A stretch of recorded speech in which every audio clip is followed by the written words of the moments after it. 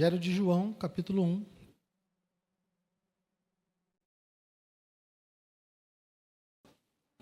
Nós vamos ler dos versos 1 ao 14. Evangelho de João, capítulo 1, versos 1 ao 14. Diz assim: No princípio era o Verbo, e o Verbo estava com Deus, e o Verbo era Deus. Ele estava no princípio com Deus. Todas as coisas foram feitas por ele, e sem ele, nada do que foi feito se fez. A vida estava nele, e a vida era a luz dos homens. A luz resplandece nas trevas, e as trevas não prevaleceram contra ela. Houve um homem enviado por Deus, e o nome dele era João. Este veio como testemunha para testificar a respeito da luz, para que todos viessem a crer por meio dele. Ele não era a luz, mas veio dar testemunho da luz. A verdadeira luz que, vinda ao mundo, ilumina toda a humanidade. O Verbo estava no mundo. O mundo foi feito por meio dele, mas o mundo não o conheceu. Veio para o que era seu, e os seus não o receberam. Mas a todos quantos o receberam, deu-lhes o poder de serem feitos filhos de Deus, a saber, aos que creem no seu nome, os quais não nasceram do sangue, nem da vontade da carne, nem da vontade do homem, mas de Deus. E o Verbo se fez carne e habitou entre nós, cheio de graça e de verdade, e vimos a sua glória, como a glória do unigênito do Pai. Obrigado, Senhor, pela tua palavra. Ajuda-nos nessa noite, ó Deus, que o teu Espírito esteja sobre nós, falando conosco, nos ensinando, nos alimentando, ó Deus, que não seja eu, que o Senhor não permita que as minhas incapacidades, que as minhas falhas, que os meus pecados impeçam a tua igreja de ouvir a tua voz nessa noite. Eu te peço, Senhor, que o Senhor fale, apesar de mim, para a glória do teu nome, em nome de Jesus. Amém. Pode sentar, querido.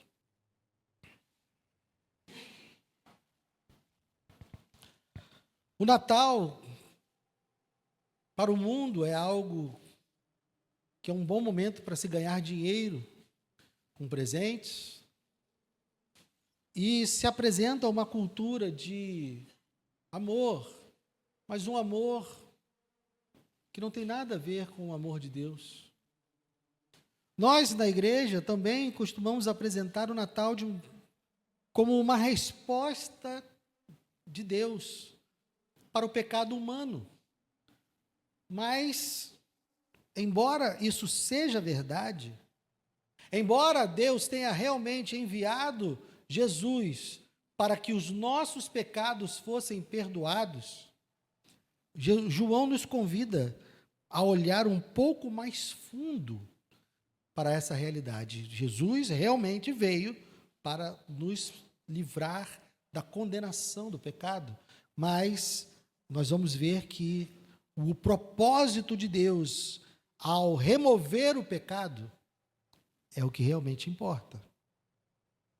Antes de Maria, antes de Belém, antes da queda, antes da criação, já tinha amor. Deus já vivia em plena comunhão de amor, porque você sabe que o nosso Deus é um Deus triuno. Antes de haver qualquer coisa, já havia Pai, Filho e Espírito Santo. E isso é da constituição de Deus. O amor é o que Deus é, porque ele já se relaciona desde a eternidade nas três pessoas com amor profundo e completo e pleno. João quer que nós entendamos isso, que a encarnação do Filho é uma consequência de algo que já foi determinado antes da criação de todas as coisas, por causa do amor. A encarnação de Jesus não é um plano improvisado, mas é a continuidade das demonstrações de amor que Deus faz desde a criação. Um amor que nunca recuou, mas que, pelo contrário, sempre avançou por cima da rejeição do ser humano. Embora Deus tenha se apresentado em amor, o ser humano rejeita esse amor. Então nós vamos ver, e você vai perceber vários paralelos entre esse texto de João e o texto da criação que está lá em Gênesis. João faz isso de maneira proposital, para que haja o entendimento de como Deus e Jesus, a criação e a nova criação, estão todas ligadas dentro do mesmo propósito. Então veja, ele começa o texto dizendo: no princípio era o verbo estava com Deus e o verbo era Deus. Ele estava no princípio com Deus. João deliberadamente nos leva ao faça-se, ao haja luz. No princípio era. Se você for lá em Gênesis, no princípio criou Deus os céus e a terra. E aqui, no princípio, era o verbo estava com Deus, o verbo era Deus, e ele estava no princípio, lá no princípio, com Deus. O verbo sempre existiu. E essas afirmações caminham juntas. O verbo estava com Deus e o verbo era Deus. Elas caminham em conjunto. O verbo estava com Deus nos apresenta uma distinção pessoal. Uma outra pessoa. Mas essa outra pessoa é Deus. O verbo era Deus, uma unidade de essência. Esse é o mistério da Trindade. Deus, um único Deus, em uma única essência, que se manifesta em três pessoas. Eu e você passaríamos a eternidade aqui, tentando compreender plenamente, fazendo várias analogias, comparando com várias coisas, mas nós não temos, na nossa mente, a capacidade de compreender na totalidade o que isso significa. O que nós sabemos é que só existe um Deus. E nós sabemos que o Pai é Deus, que o Filho é Deus, que o Espírito é Deus, que o Pai não é o Filho, o Pai não é o Espírito, o Filho não é o Pai, o Filho não é o Espírito não é o Pai, o Espírito não é o Filho. Mas eles são um só.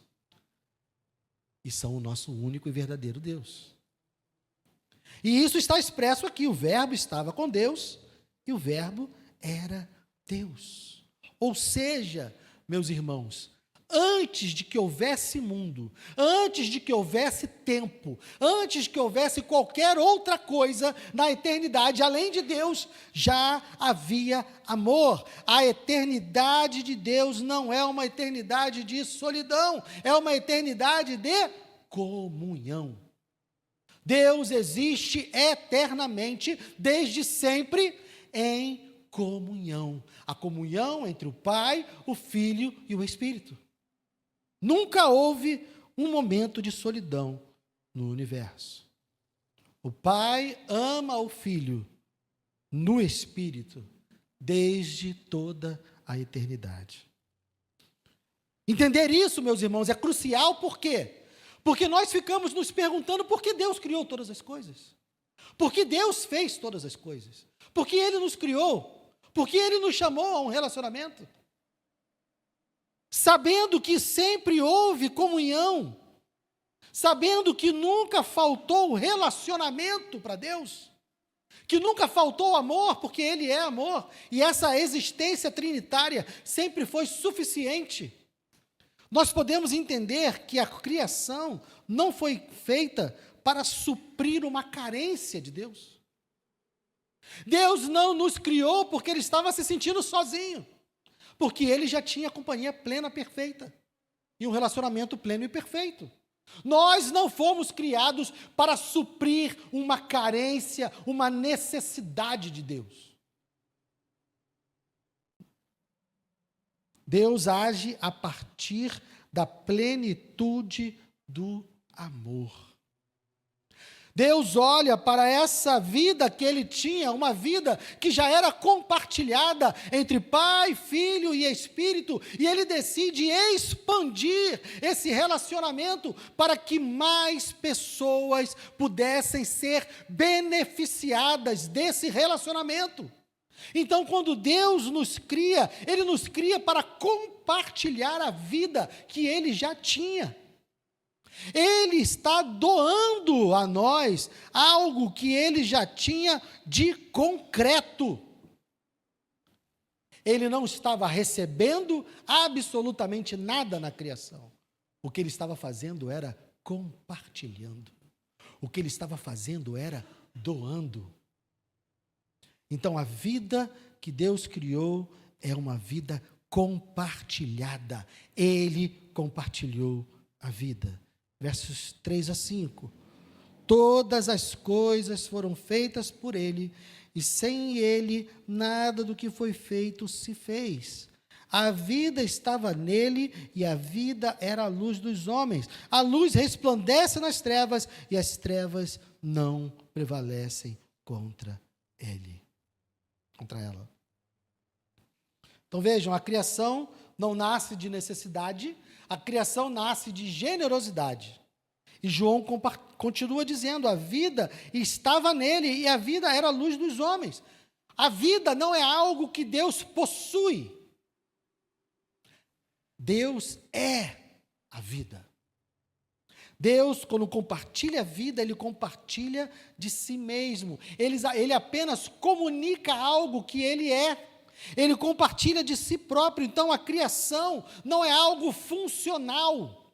A criação não é algo como se alguém estivesse apenas moldando um brinquedo, ou moldando uma máquina, ou construindo algo. Não, a criação é algo relacional, porque Deus está compartilhando de si mesmo com a criação.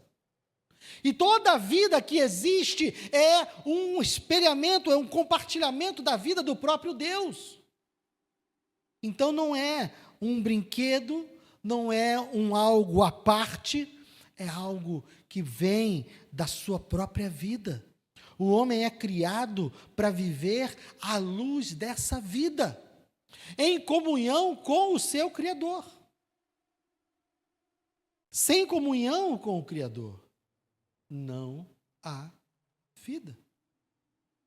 No momento em que o homem se separa de Deus, o que entra na criação é a morte.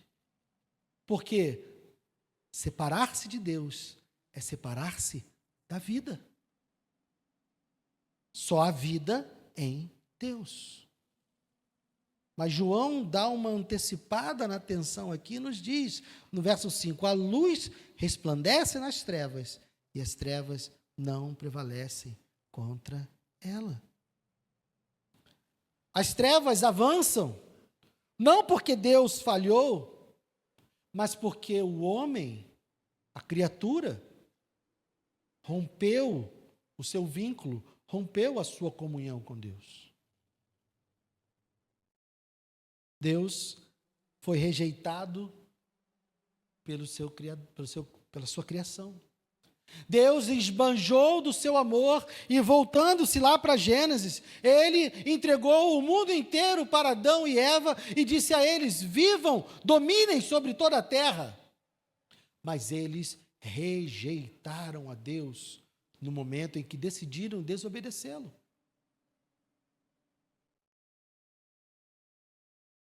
E isso aponta para a descrição que João faz aqui da vinda de Cristo. Versos 10 e 11. O Verbo estava no mundo, o mundo foi feito por meio dele, mas o mundo não o conheceu. Veio para o que era seu, e os seus não o receberam. Percebam que o Criador não foi rejeitado apenas lá no Gênesis. A tragédia da queda acontece no Gênesis porque a criação rejeita o Criador. A criação dá volta as costas para o amor do seu Criador. e decide viver a sua própria vida. E o Criador vem e encarna para resgatar o seu povo, resgatar a criação. E novamente é rejeitado. O Deus que vinha na viração do dia para ter com Adão e Eva, foi rejeitado no Gênesis, foi rejeitado no Éden. E o Deus que encarna e vem viver a vida do homem para poder salvá-lo, também é rejeitado. Veio para o que era seu e os seus não o receberam. É mais do que ignorância, é mais do que falta de conhecimento, é rejeição ativa. Eles rejeitaram mais uma vez o Criador. Eles fecharam a porta para o Criador mais uma vez. É só para vocês perceberem os paralelos que há entre o texto de João e o texto de Gênesis. O pecado, então, ele não é apenas uma desobediência qualquer. Ele é uma rejeição ao Criador e uma ruptura na comunhão. E se rompe a comunhão, perde-se a vida. Então o homem morre no Éden. Por quê? Porque se separa da vida, porque rompe com a vida, porque rejeita a comunhão com a vida, e o homem permanece morto quando Jesus veio ao mundo. Por quê? Porque rejeita e não tem comunhão com a vida.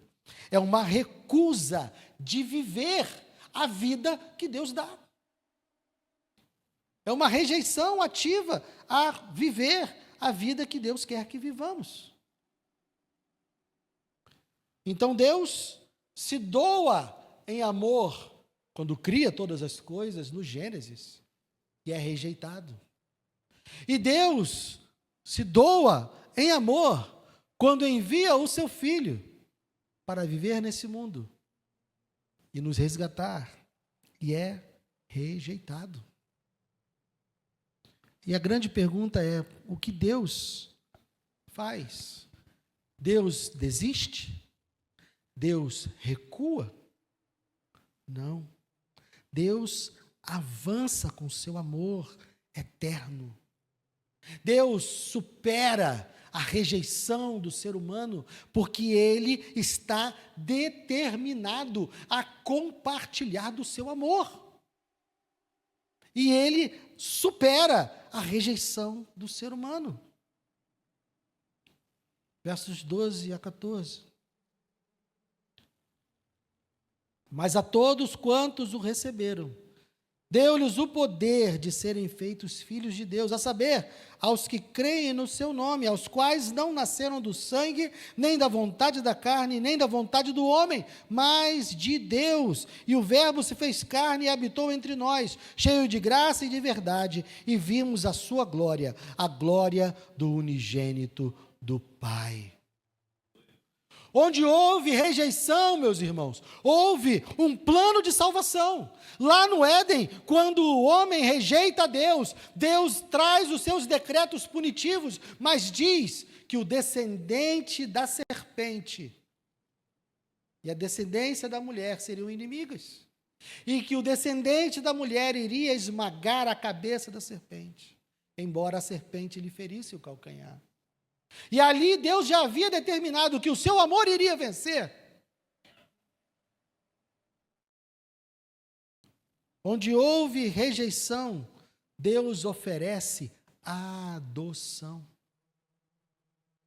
Deus oferece a todos aqueles que o rejeitaram. Deus oferece a todos aqueles que viraram as costas para Ele. Deus oferece a eles o poder de serem feitos seus filhos. Onde houve ruptura, Deus oferece filiação. Porque não se engane, meu irmão e minha irmã, o que o mundo diz, que todos são filhos de Deus, isso é mentira.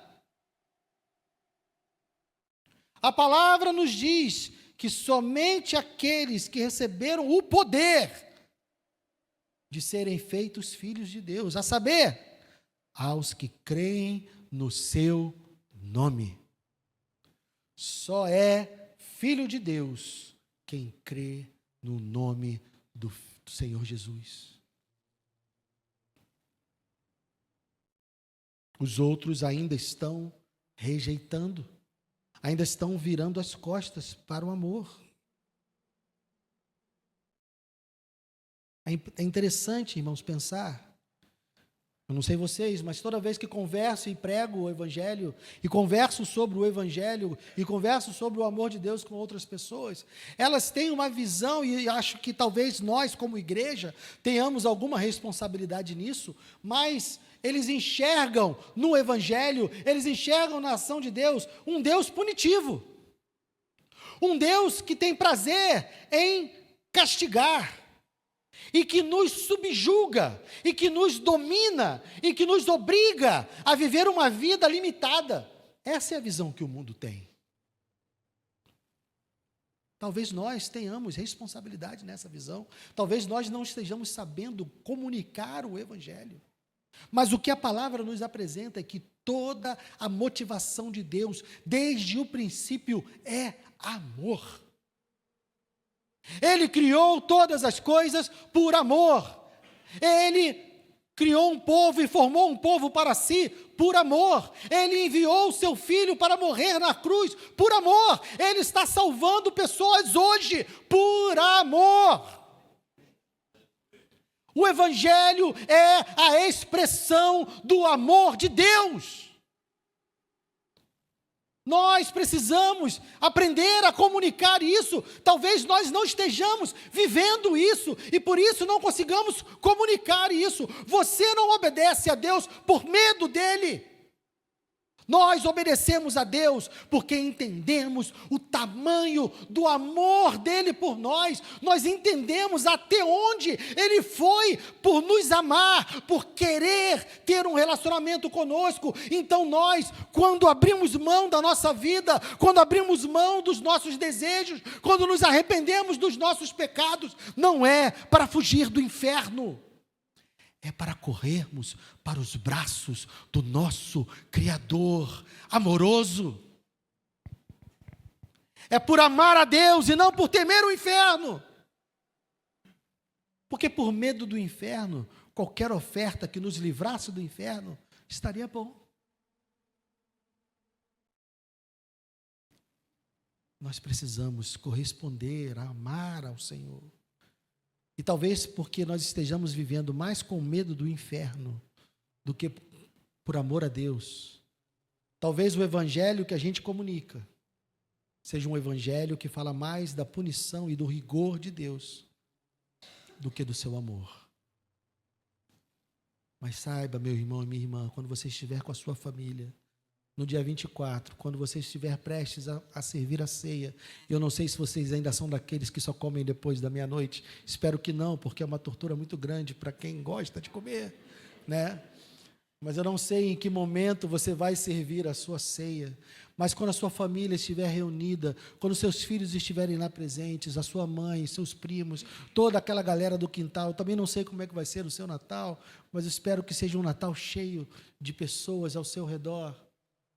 Lembre a todos os presentes que Deus é movido por amor. E tudo que Ele fez até hoje é porque Ele ama. E o maior prejudicado por esse amor é Ele. Uma vez uma jovem, há muitos anos atrás, veio me perguntar: Guilherme, por quê? Por que Deus botou a árvore lá no Éden? Se Ele sabia que o homem ia cair. E por causa do pecado, agora estão todos sofrendo e muitos morrendo e indo para o inferno. Por que Deus fez isso? E eu respondi a ela: eu não sei te responder o porquê. Eu só sei que o maior prejudicado por ter colocado a árvore lá foi Deus. Sabe por quê? Porque todo mundo que vai para o inferno por causa daquilo que fez. É simplesmente colheita. Plantou, colheu. Agora, a cruz não foi mérito. O único que sofreu punição sem merecer foi o próprio Deus. Então, o nosso Deus sabia que ao nos criar, Ele precisaria se sacrificar. Pense sobre isso. A cruz, como eu disse no início, não é um plano B. A cruz não é algo que acontece no meio do caminho. A queda não é um acidente que Deus não previu. Deus, quando decidiu nos criar, Ele já sabia que precisaria sangrar por nós. Isso é amor. Eu e você estamos aqui por amor, porque Ele nos amou. O amor não recuou. Foi rejeitado no Éden. Se você olhar a história de Israel, foi rejeitado diversas vezes ao longo da história de Israel. Quando encarnou, foi rejeitado novamente. Mas ele não recuou. Ele continuou avançando. E avançou até a cruz. E quando tudo estava consumado, e Jesus diz, está consumado. Jesus ressurge, ressuscita, e Deus o coloca à sua destra e dá a ele todo o domínio. E Jesus Cristo agora é Senhor. Isso, meus irmãos, é por amor.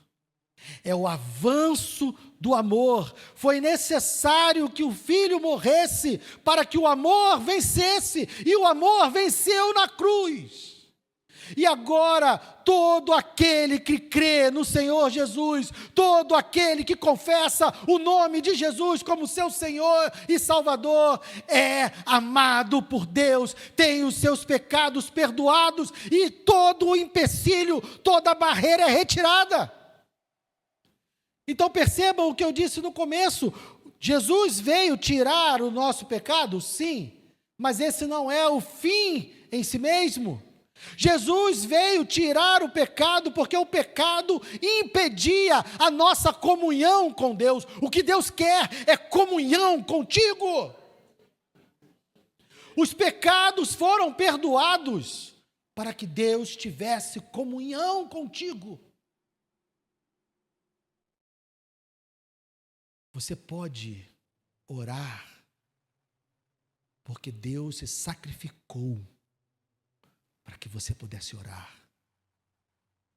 Você pode ouvir a voz de Deus por meio da palavra, porque Ele se sacrificou para que você pudesse ler e orar e conversar com Ele por meio da palavra. Sabe aquilo que nós não fazemos? Aquela oração que nós não fizemos? Aquela leitura bíblica que a gente não faz? É como se nós pegássemos tudo que Deus fez e disséssemos: valeu, deixa aí, depois eu faço. Estamos também rejeitando aquilo que Deus pagou um preço altíssimo para que nós pudéssemos ter com Ele. Toda manhã que acordamos e não nos lembramos do nosso Deus, estamos rejeitando ativamente aquilo que Ele fez por nós. Todas as vezes que não nos aproximamos da palavra e rejeitamos o relacionamento, ouvir o que Ele tem a dizer, aprender o que Ele tem a dizer, estamos rejeitando o relacionamento que Ele comprou com preço de sangue. Amamos a Deus? Correspondemos ao amor de Deus? Mas saiba que Ele não vai recuar. Ele continua chamando você, como o salmista lá no Salmo 84 dizia: vamos à casa do Senhor, o Deus que te ama, o Deus que te salvou, continua te chamando. Ore, fale comigo, leia a minha palavra, ouça o que eu tenho a dizer. Ele continua chamando você, por quê? Porque Ele não desistiu no Éden, Ele não desistiu na cruz, e Ele não vai desistir hoje. Ele continua querendo você, Ele quer você.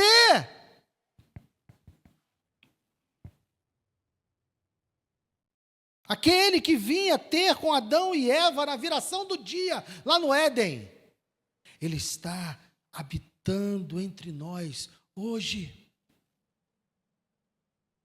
Deus não falou apenas do céu. Deus não foi apenas uma voz que proclamou lá nos céus e disse algo. Ele não apenas enviou uma mensagem, Ele entrou na história. Verso 14, e o verbo, aquele que estava no princípio com Deus, aquele que estava com Deus, aquele que era Deus, aquele por meio de quem todas as coisas foram feitas, o verbo se fez carne e habitou entre nós, cheio de graça e de verdade, e vimos a sua glória, glória como do unigênito do Pai. Essa palavra habitou, e eu já disse algumas vezes, e talvez você já tenha escutado em outro lugar, essa palavra habitou, ecoa a ideia do tabernáculo. O tabernáculo, e para quem ainda não leu, espero que todos tenham lido, mas lá, quando o povo estava peregrinando no deserto, Deus mandou que eles construíssem um tabernáculo. E quando eles construíram esse tabernáculo, a glória de Deus encheu o tabernáculo. E eles, como um povo que migrava, porque eles estavam peregrinando pelo deserto, e eles desmontavam e montavam, desmontavam e montavam. Mas o tabernáculo representava a presença de Deus no meio do seu povo. Israel, como povo, como nação, podia dizer que Deus habitava no meio deles por causa do tabernáculo. Então, quando João usa aqui essa expressão, que foi traduzida como habitou, ele está nos dizendo que Deus armou a sua tenda entre os pecadores. Deus decidiu morar conosco. E o Natal, meus irmãos, é isso. O Deus da comunhão eterna, aquele que sempre viveu em comunhão com o Pai, Filho e Espírito Santo, aquele que sempre viveu em amor, aquele que sempre viveu em relacionamento, aquele que sempre viveu em comunhão, Ele decidiu carregar a nossa carne para nos trazer de volta a sua vida e ter de volta conosco a comunhão. Porque quando o homem se separou de Deus, ele perdeu a vida, perdeu a comunhão. E Deus disse: eu não vou desistir.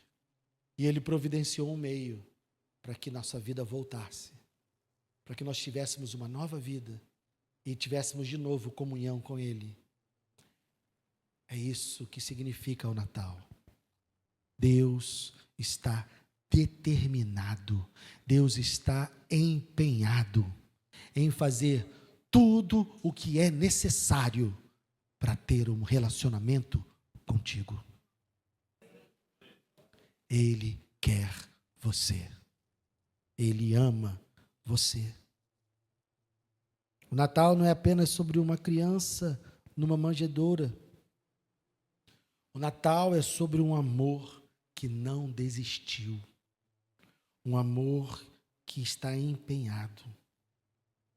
Eu não sei como está a sua vida hoje, meu irmão e minha irmã. Não sei como você entrou aqui hoje.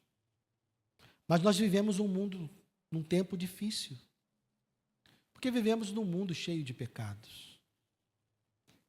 Não sei se a sua família está quebrada, não sei se os seus relacionamentos estão rompidos, não sei se você vive uma vida solitária, mesmo cercado de gente.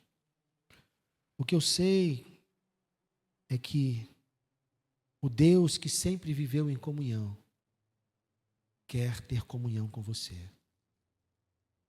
E se você se voltar para Ele, você nunca estará sozinho.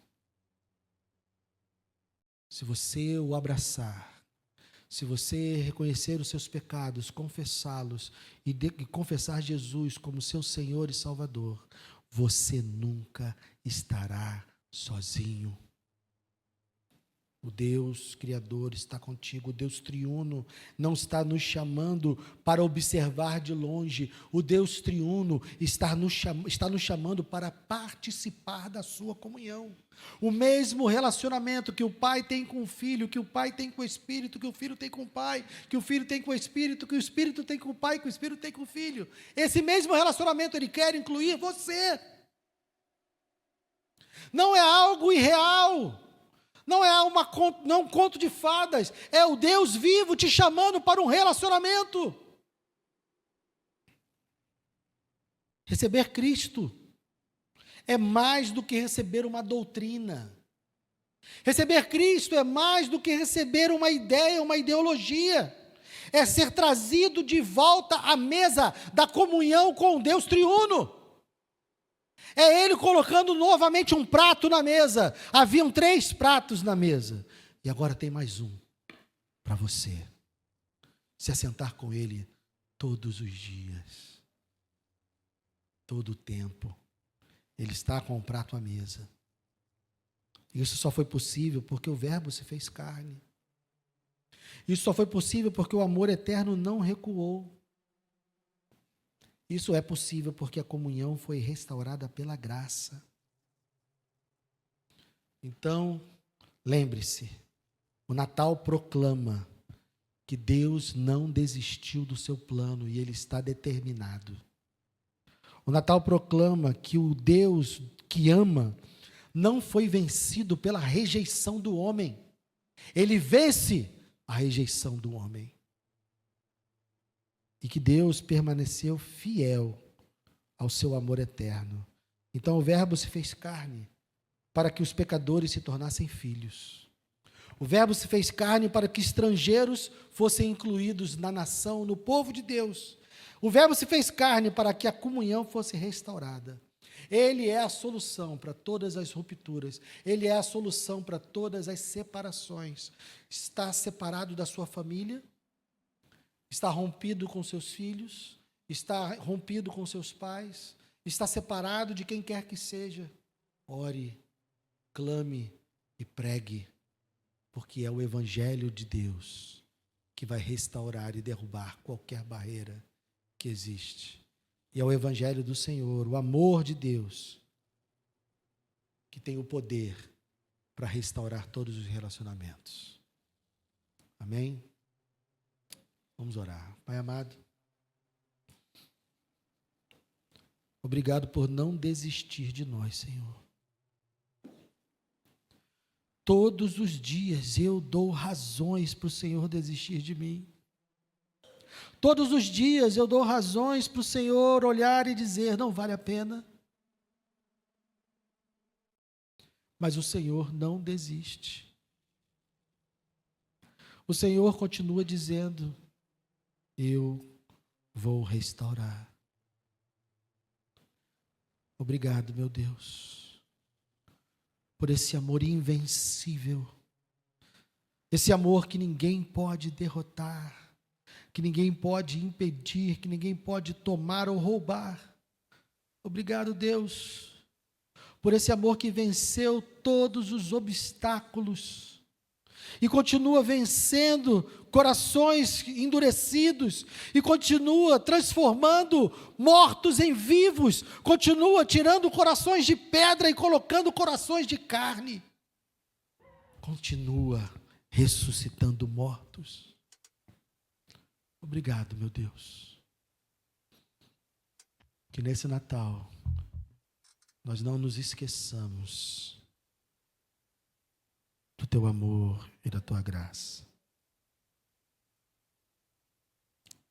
E que nós possamos anunciar esse amor e essa graça, porque estamos vivendo, de fato, nas nossas vidas.